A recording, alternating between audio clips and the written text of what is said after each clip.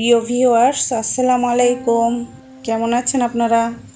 তো আমি আপনাদের জন্য নিয়ে আসলাম একটি রেসিপি। তো আমি গাছ থেকে পেঁপে পারবো, পেঁপে পেরে তারপরে ওই পেঁপেটা দিয়ে আমি আজকে একটা রেসিপি বানাবো। তো সবটা পেঁপে আমি এখানে ইউজ করব না, অর্ধেকটা পেঁপে দিয়ে বানাবো। আজকে আমি যেটা করব সেটা হলো ডালের ডাল দিয়ে পেঁপে রান্না। তো ডাল দিয়ে পেঁপে রান্নাটা কিন্তু খুবই সুস্বাদু, বাসায় বানিয়ে খেলে বোঝা যায়। আর দেখুন, পেঁপেটা কিন্তু আমি ভিতরের জায়গাটা কিন্তু এভাবে পরিষ্কার করে নিচ্ছি। সবসময় আমি এভাবে একটা চামচ দিয়ে পরিষ্কার করে নিই, তাহলে কিন্তু ওই যে আপনার তিতো একটা ভাব থাকে অনেক সময় পেঁপেতে, ওইটা থাকবে না। তো এইভাবে আমি পরিষ্কার করে তারপরে আমি কেটে নিয়েছি। এই যে আমি অর্ধেকটা পেঁপে এখানে নিয়েছি, অর্ধেকটা পেঁপেতে আমার এতগুলো হয়েছে।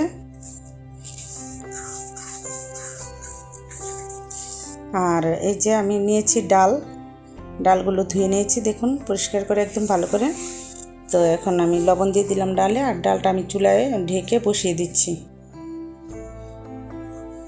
তো ডালটা দেখুন বলক এসেছে, তো আমি কিন্তু কিছু পেঁয়াজ কেটে ডালে দিয়ে দিলাম। তারপর আমি ঢেকে দিয়েছি। তো ঢাকনা খুলে আবার দেখে নিচ্ছি একটু, ডালটা ভালোই বলক এসেছে এবং সিদ্ধ হয়ে গিয়েছে। তো আমি ডালটাকে ঘুটনি দিয়ে ঘুটে দিচ্ছি।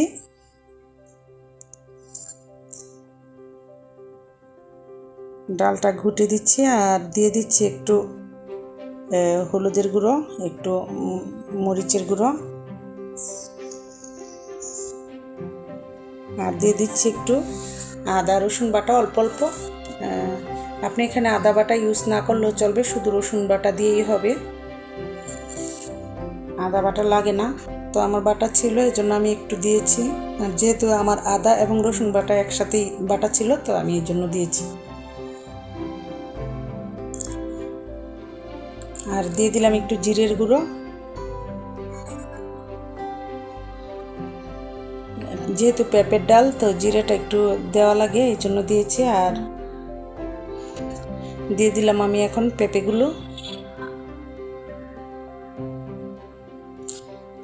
দিয়ে তারপর আগে আমি কেন ডালটা ঘুটে নিয়েছি, যেন পেঁপেটা দেওয়ার পরে কিন্তু আমি ডালটা ঘুটতে পারবো না, এই জন্য আগেই ঘুটে নিয়েছি। আর আমি কিন্তু পুরোপুরিও ভাঙিনি, অল্প ভেঙেছি। আর আমি ঢেকে দিলাম।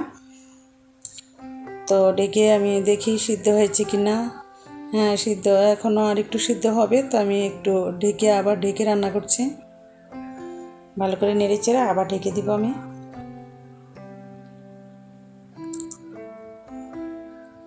তো আর একটু পানিও দিয়ে দিলাম এখন, কারণ পেঁপেটা পুরোপুরি সিদ্ধ হয়ে গেলে কিন্তু আর ভালো লাগবে না খেতে।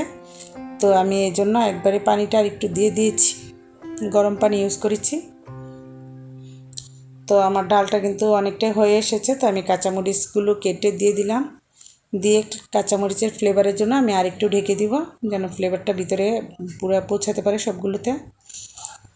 তারপরে আমি ধনেপাতা দিয়ে দিয়েছি ভিউয়ার্স, আপনাদেরকে দেখাতে পারিনি, আমি দিয়ে দিয়েছি ধনেপাতা। তো ধনেপাতাটা দিয়ে একটু নেড়ে চেড়ে নিচ্ছি।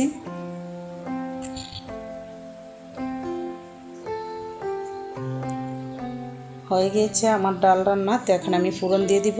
তো ফোড়ন দিতে হলে আমি একটা প্যানে অল্প তেল দিয়ে দিয়েছি। আর আমি কিন্তু এই পর্যন্ত কোনো তেল ইউজ করিনি, দেখেছেন আপনারা। তা আমি এই যে এখন একটু দিয়ে দিলাম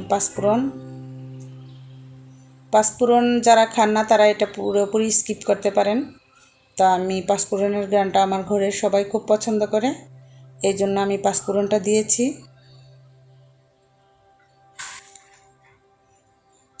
আর দিয়ে দিলাম একটু রসুন কুচি আর পেঁয়াজ কুচি, একসাথে আমি এগুলো দিয়ে দিয়েছি।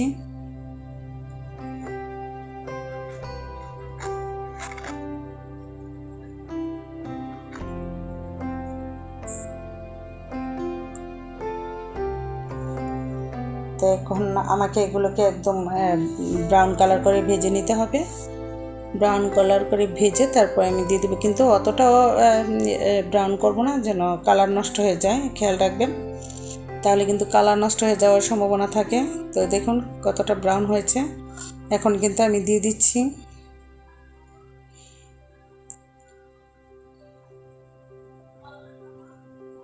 হয়ে গিয়েছে। তো একদম ব্রাউন হয়েছে, সুন্দর একটা কালার, কিন্তু পুড়ে যায়নি। এরকম অবস্থাতেই কিন্তু আমি দিয়ে দিলাম।